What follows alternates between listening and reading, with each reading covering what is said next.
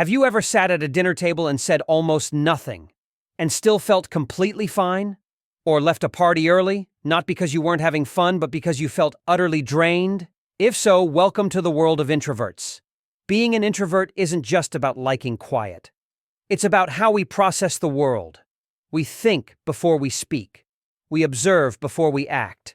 And we recharge, not in crowds, but in calm. Yet, we're often misunderstood.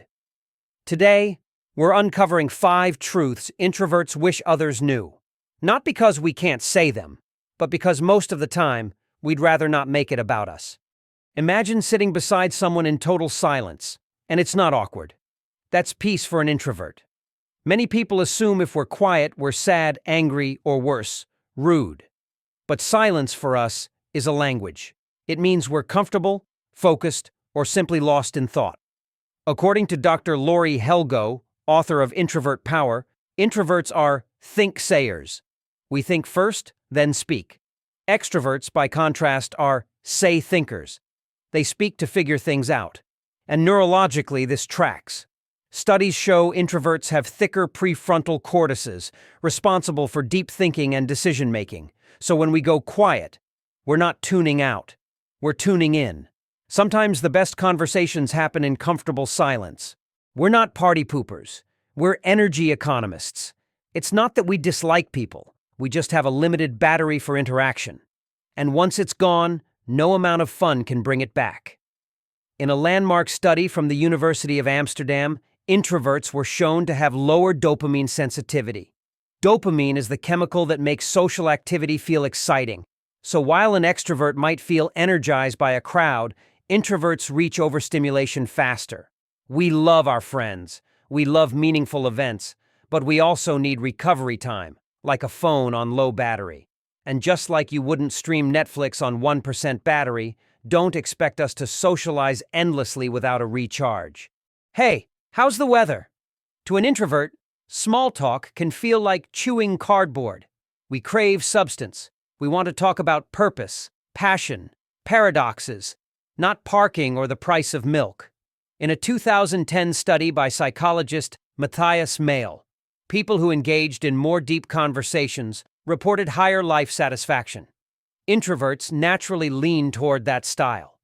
It's not that we can't do small talk. It's just not our happy place. Give us one meaningful conversation over 10 light ones, and we're thriving. We want to hear about your biggest challenge this year, your favorite childhood memory, or what keeps you awake at night. Not how your workday was fine. That's how we bond. That's how we build. One of the biggest misconceptions? That introverts are shy. Shyness is about fear. Introversion is about preference. We're not scared of people. We're just thoughtful about which people we share our energy with. Susan Cain, in her book Quiet, explains that introverts often feel overstimulated by environments that are too loud, fast, or demanding. So we choose our social settings with intention. And when we connect, we're loyal. We're present. We're deeply invested. We don't need 100 friends. We just need a few real ones. So if we're not constantly texting or calling, it's not a sign we've forgotten you. It's a sign we're recharging, so we can show up for you. This is the big one. Alone time is not rejection. It's renewal. For introverts, solitude is sacred. It's how we process the day, refill our energy, and reconnect with ourselves. A study published in the Journal of Personality found that introverts report higher levels of well-being after spending time alone, especially if that time is chosen, not forced. Solitude gives us space to think, reflect, read, create, or just be. It's not an escape from others. It's a return to ourselves. If we cancel plans, take a long walk alone, or disappear for a day, it's not about you. It's about balance. Respect our space, and you'll see us return. More focused, more present, and more ourselves.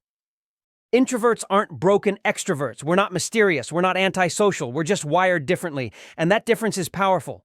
So, what's one thing you wish people understood about your personality? Drop it in the comments. Your perspective might be exactly what someone else needs to hear today.